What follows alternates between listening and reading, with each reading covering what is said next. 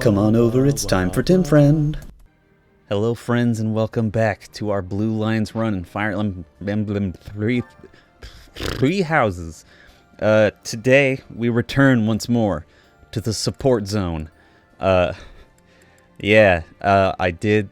This is our first day back after Dimitri wants to be friends with people again. It was a quick turnaround, which is nice, but nice for gameplay. A little wild for narrative purposes, but whatever. We've got a billion supports to do. I did as many lunches as I could. We'll see how many we can burn through in a single episode. Alright, first up, the Double D, Dimitri and Didu. And Triple D, I guess. Your Highness, you still have scars on your back. It does you no good to languish in pain. I will procure some medicine. Excuse me. Just ate. No, it is fine. They are still deep. These are from 9 years ago. They do not hurt any longer. Besides, it would be a shame if the scars I got from protecting you were to fade. I bear these scars proudly. It makes me think that it was worthwhile that someone like me survived. To hear you say such things. Didu, you say that I saved you, but do you know that you also saved me that day? If I had been unable to save anyone, I would have been the sole survivor. I would have had no reason to keep living. But I saved someone. Saved you. That and that alone has always been my crutch. When I stood before those soldiers and their swords that day, I was prepared to die. But then you suddenly appeared and you shielded me. I knew then that a savior's hand could reach into even the deepest darkness. I still have not been able to repay that debt. Have you not heard a word I've said? You've saved me in countless ways. 5 years ago, I did nothing but await my execution within my jail cell. Was it not you that saved me? That was nothing more than my duty as your vassal. Listen, Didu. Perhaps you considered to be someone special. But I think the same of you. You are irreplaceable, cherished. So stop saying that we cannot be friends. Stop saying such awful things. Please, do not look at me that way. You promised me you would build a kingdom that is proud to boast of Duskur blood. In this kingdom, where there is no distinction between the people of Duskur and the people of Fodlan, will I finally, without reservation, be able to call you my friend? Will I, Dimitri? Oh, he did a blush! That's cute. You stay the fuck away from him. Didu. Yes, you will call me your friend again and again, no matter how many hardships I must endure. I will do all I can to bring about that world as well. To be your friend is what I've always wanted. Is that so? I'm glad to hear it. Oh, Beans, that's cute. But until that time, we must allow no harm to befall you. So please, call upon me when you walk alone at night. And even when you go out in the day, please tell me where you're going and whom you are meeting. In the end, I suppose there is no fixing your overprotectiveness, is there? I suppose I can live with that. No, he did a little smile too. That was nice. I'd ship him if he wasn't mine. You stay away, Didu. You stay away from your best friend, best and arguably one of your only friends. Your Highness, sorry, I mean Dimitri. Would you, do you want to train together today? Ash, of course, I'm glad you asked. Meet me at the training ground this evening, after we finish our tasks for the day. I'll be waiting. And afterward, let's plan on dinner. We'll certainly have worked up an appetite. Oh, yes, I suppose. I mean, sure, it would be my pleasure to dine with you. Ash, I'm sorry, Your Highness. I'm just no good at this. I'll do my best to improve. Are you still worrying over what I said to you before? I'm trying to do as you ask, but it's just completely against my nature. Trust me, I understand the urge to show respect where it's due. However, that's not the case here. Yes, I was brought up in a different family and raised in a different way, but otherwise, you and I are the same. That all makes sense, Your Highness, but I just can't bring myself to speak to you in such a casual way.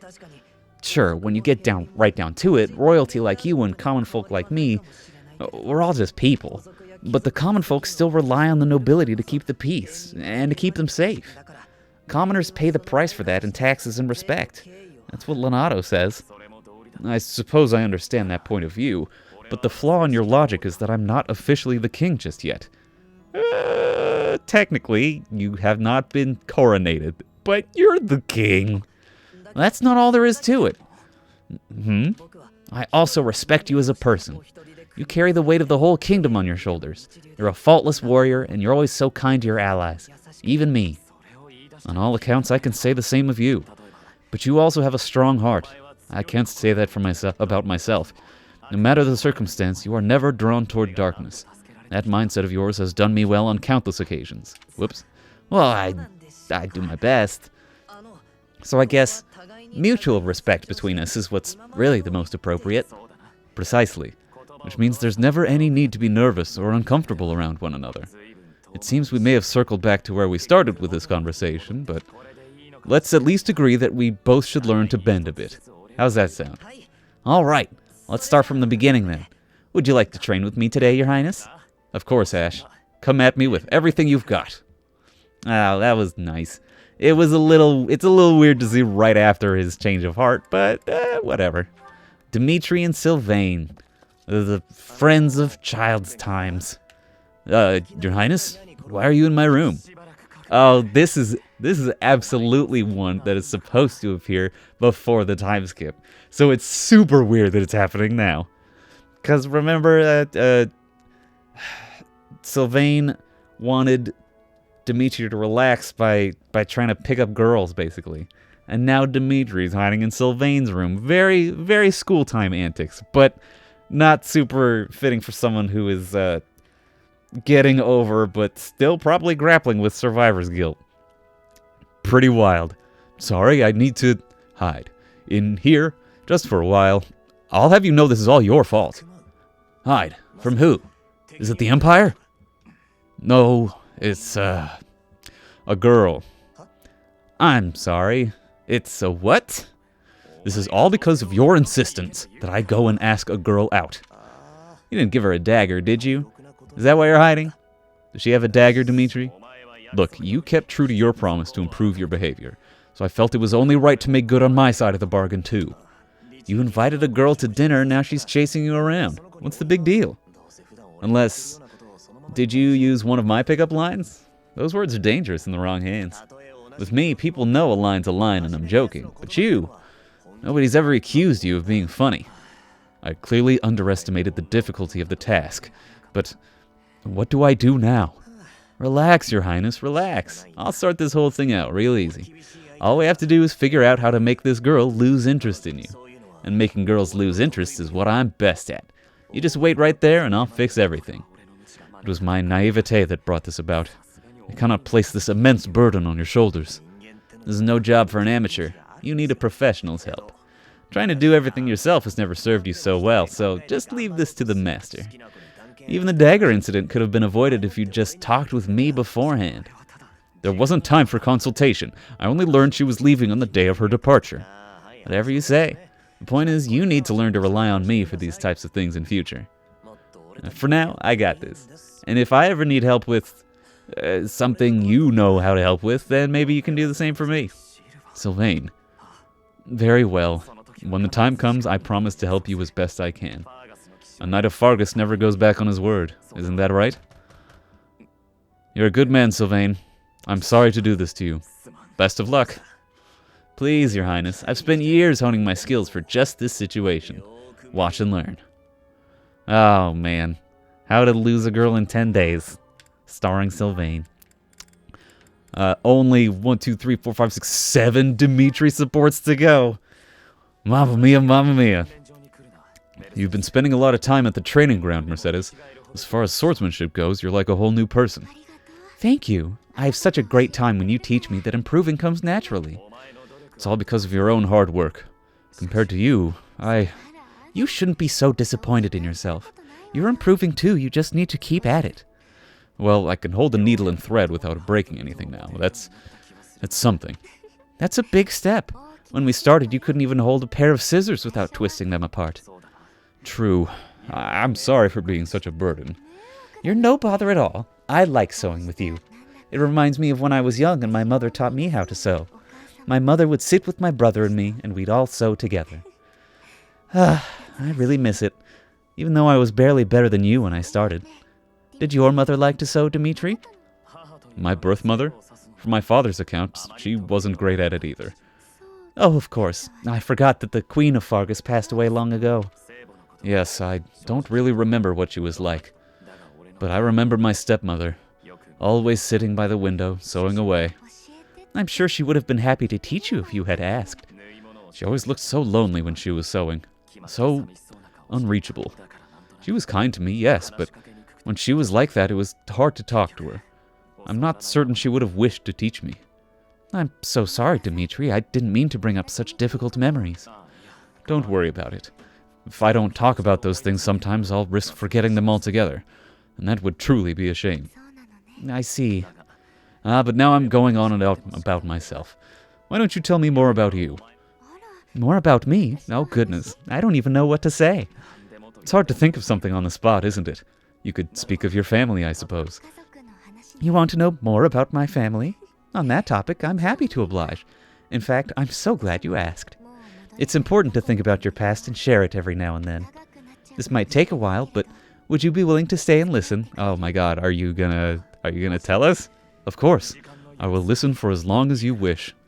I haven't really locked down Dimitri's grown-up times voice now that he's not in grit mode, but we've got 6 more supports in which to try to figure it out, so we'll see. Even though at least 3 of them are definitely supposed to be post or pre-time skip. Whoops. Your Highness, I have one more favor to ask. Is this about Gustav again? I have plenty more stories about him, but perhaps it's time for you to speak with him yourself. It's not about Father this time. This time I wanted to ask about you. About me? I mean, I heard all about Father last time, but I didn't ask about you. Well, I'm afraid there is not much interest for me to tell you. Not much of interest for me to tell you. No, it doesn't have to be funny or interesting. That's not why I'm asking. It's just that I thought I already knew you. Sorry, that line's tough. But I'm not sure I really do. That day when we were reunited at the monastery, I didn't know what to say to you. So I wanted to prepare some of your favorite food. I thought maybe if you ate something you liked, you'd cheer up a little. But when I got to the kitchen, I realized I didn't even know what you like to eat. I see. Well, it's a little hard to say what my favorite is. I just don't really have any strong feelings about food. That said, you're pretty keen on sweet things, right, Annette? Yes, that's right. I'm at my happiest when I'm digging into a sweet treat. Oh, did you know there's a famous sweets shop in the capital? Yes, it often had long lines outside, didn't it? The castle guards often spoke of it. I tried making him sound like a fucking ghost. Sorry. The sweets were so good. They cost a fortune, but I loved them. When Father was still around, we all lived as a family in the capital. Since then, I've had them only a few times.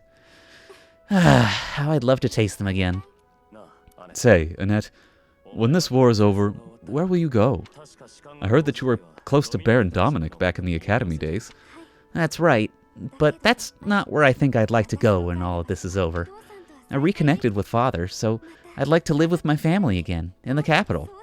Also, if I'm in the capital, I'll be able to see you from time to time, right? That settles it then. We'll have to get your father working twice as hard. Father's at a ripe old age now. I'd appreciate it if you didn't work him so hard. Oh, of course. I will keep that in mind. What? What a baffling end to that. Those last 4 lines felt like they were from a different conversation. Oh well. Ingrid and Dimitri. Your Highness, I've come to apologize. I mismanaged my feelings and got carried away. I've been thinking about what might have made you say the things you did.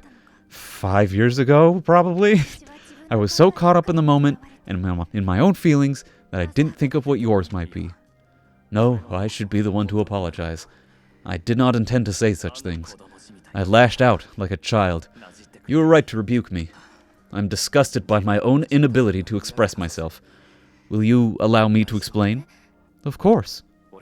At the tragedy of Dusker, I saw countless corpses. Of course, I saw his too. Glenn's. Ingrid, I doubt you would have been able to see him. They were unable to bring his body back, after all.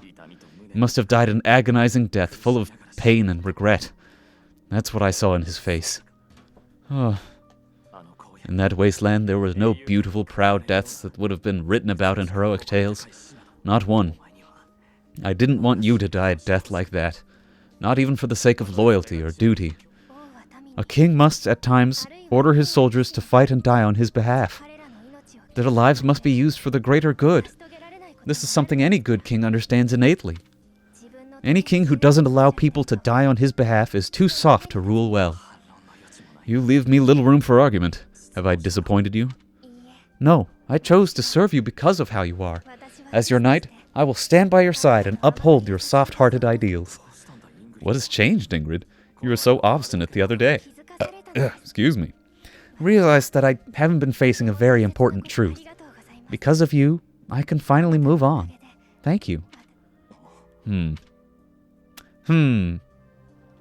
Well, now at least I still have all these A supports and A plus supports to get with Dimitri, or B plus. I still got all these supports to get with Dimitri, so even the people who are running out, like Mercedes was running out of supports, Felix running out of supports, but now we can get supports with Demito and Flane. I'm sure this will be baffling because of the pre-time skip. Oh, are you on cooking duty today, Flane? That's unusual.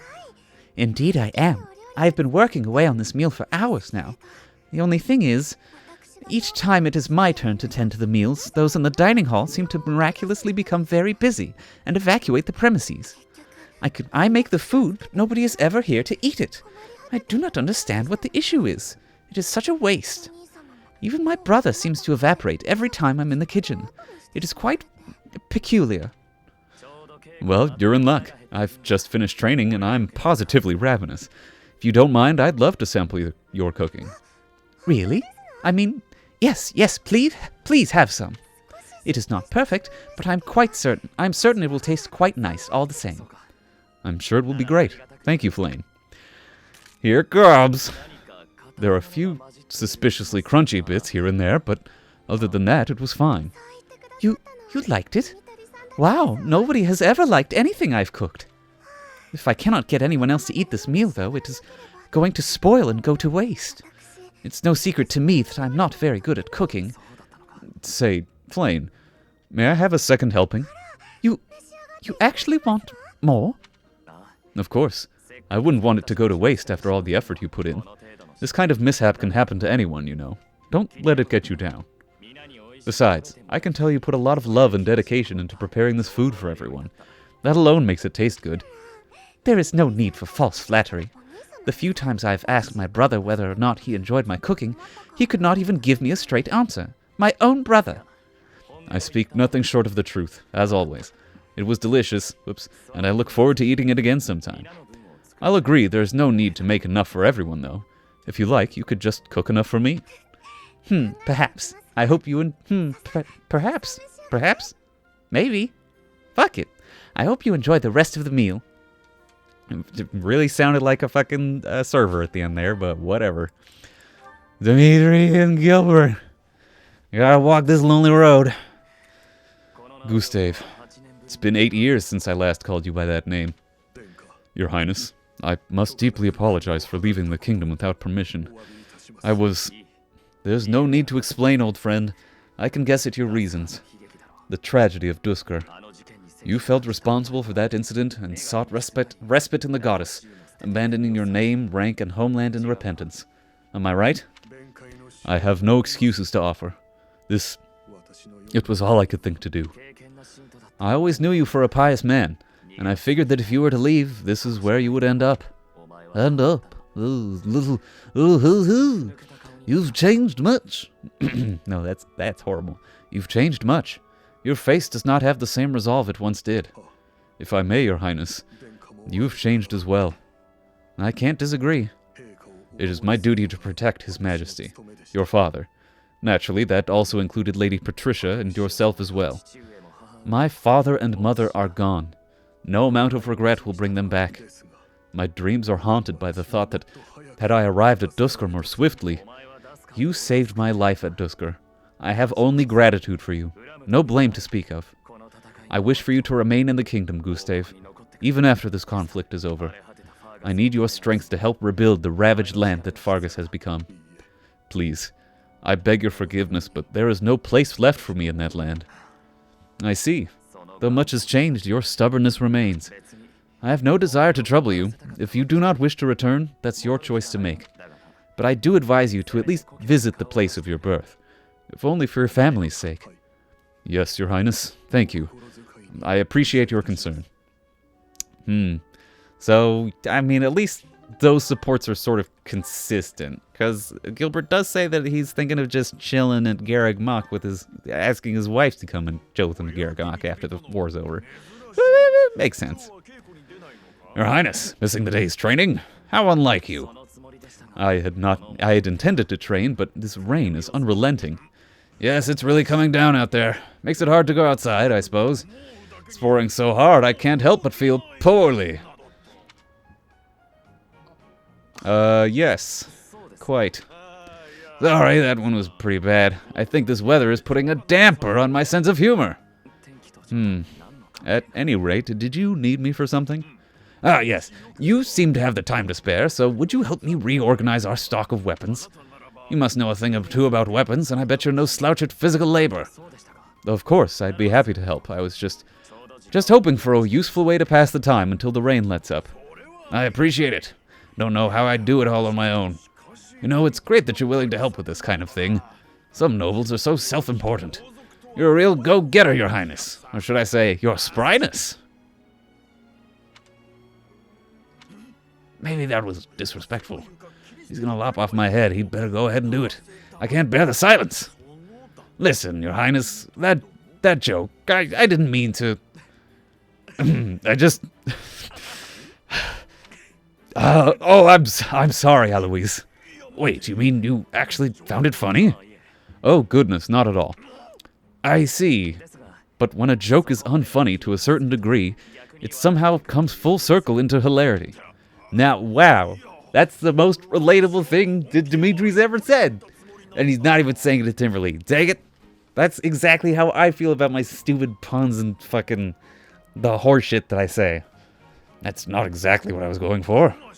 Still, I don't think I've ever seen you laugh so loudly. It's true. Laughter is not one of my strong suits. I actually can't recall the last time I laughed like that. Eloise, perhaps you should focus your efforts on honing this comedic talent of yours. This talent, That your way of saying I'm no good at telling jokes? My apologies. I should refrain from commenting on the quality of your jokes. What's important is that they bring joy, right? That does it. Next time I make you laugh, I'm going to make you admit it was a good quality joke. Now, if you'll excuse me, I'm going to cook up some top-notch rib ticklers.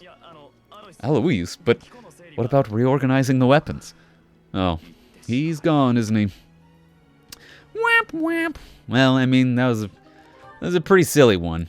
I guess I liked learning more about Dimitri's sense of humor, because he doesn't show it very much at any point. So I was down for that. Hey there, at it again, are we? Feels like I see you training here every day. It's my daily routine. I'm ill at ease until I've held a weapon in my grasp. You said the same thing when you were little. Right you are. I've been meaning to come and talk to you properly for a while now. I was about to say the same thing. How long has it been? A decade? More? That was in Ferdiad, if I recall. You were just a little pipsqueak. You really have grown up, haven't you? I remember those times well, particularly your first words to me. Look at that young maiden wielding a giant lance. How adorable. Oh, don't look at me like that. I was thrown off by your haircut, that's all. It's all water under the bridge. Now, back then, I was quite furious about it. My father did give me a stern reprimand for speaking so rudely to a prince, but then I never had a chance to apologize. I was always just getting into trouble back then, just like the incident in Dusker. Speaking of, do you ever think about going back to House Charon? Do you, Cassandra? No, I'm happy with the life I have. No offense, Your Highness, but I don't fight for king and country anymore. I fight for Lady Rhea. It doesn't bother you, being labeled a criminal? You're worried about my life as a fugitive from the holy kingdom of Fargus. Don't worry about me. I'm here because I want to be. It suits me far better than the life I'd otherwise lead as a noble lady of the kingdom. Is that so? How about you? You've never wanted to roam free?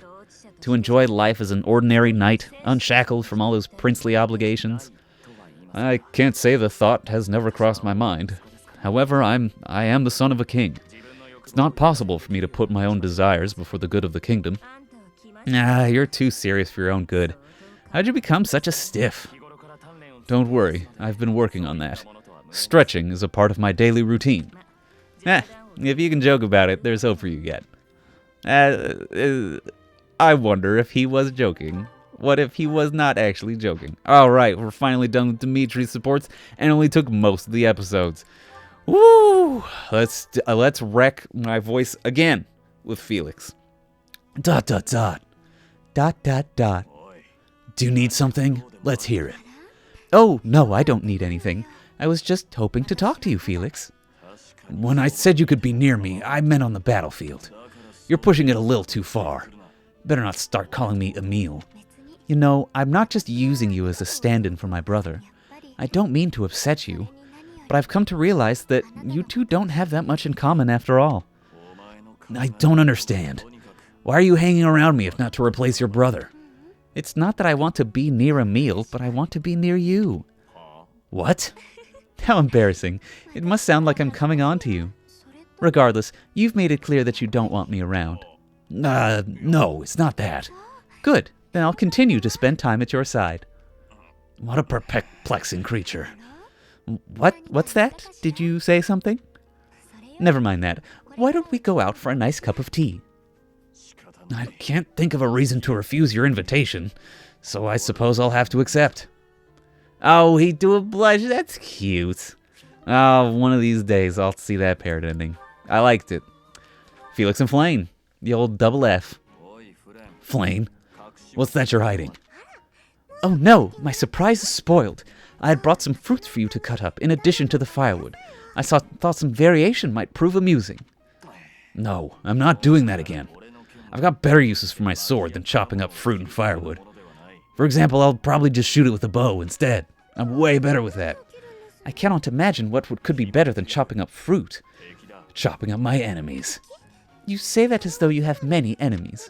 So you would rather chop people than firewood, is that it? That's not how I put it, but a blade's purpose is to kill. To chop wood, use an axe. To chop food, use a knife. It's simple. Surely it is not forbidden to use your sword for other things, like chopping fruit. Swords that cut inanimate objects are serving a much finer purpose than those that cut living beings. What a noble sentiment. But without a blade to cut down your enemies, you cannot win. Those who are weak lose everything, and they die. Those who are strong win and live on. I understand why you balk at bloodshed, but you must know that it has a purpose. And what purpose might that be? A purpose. Let's just leave it at that. I'm not in the mood to debate you. I've got to go figure out whether this little stripe on my turtleneck is like a zipper or what's going on. Maybe it's just like a little stretchy elastic part. I don't know. I'll continue to wield my sword, and if necessary, cut down my enemies. I'll probably just shoot them with my bow, but whatever. I'll walk right past you. He certainly is a stubborn one. Yep. Yeah, he sure is. You're kind of late on realizing that, but whatever.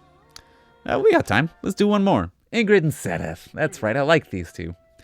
Ingrid, are you familiar with the story of the King of Liberation and the 10 elites of Foden? Of course. They were the heroes who struck down evil with the power of the sacred weapons, protecting our land and people. Their strength was passed down through the ages, manifesting itself in the crest some of us are born with. Yes, the 10 elites certainly possessed great power, but does that make them worthy of worship? I imagine you ask because they later fought amongst themselves, turning on one another, ravaging the land. Precisely. In Italy, Nemesis and the 10 elites worked together to bring peace to Fodlan. But soon their ambitions got the best of them, and they clashed, using their sacred weapons on anyone they chose, strong and weak alike. What I mean to say is, possessing strength alone does not make one worthy of respect. Rather, one should be judged by how they choose to use that strength. Yes, I agree. If you follow that logic, you will see it also applies to those who are born with crests. Now think of how your father wishes you to wed you to another family's fortune on the basis of your crest. Yes, what of it? These are purely inherited qualities. Is it not foolish to judge a person's value by some inherited fortune? That is all a crest is, really. Wow, I did not mispronounce a word in that little sentence. My bad. That's what I think too. Having a crest or not has no bearing on your worth as a person. I understand that Count Galatea believes he has the right to manage your affairs. I am certain he has his own share of problems, and I do not wish to meddle or lay blame. But if there is anything I should like to say to his daughter, it is this. How your live is up to you. Thank you for your counsel and wisdom, Setef. I've been thinking a lot lately about what might happen after the war. I will take some time to reflect on what lies ahead. My future. Good. Good, that's good. You should think about your future. Alright, next time on TimFriends, we got like 1, 2, 3, like 4 or 5 more supports. And then we get everyone's favorite. Administrative work. Alright, remember to put your hands on your head as you go to sleep so they can't get up to their dark works in the middle of the night. Bye, everybody. We're TimFriends.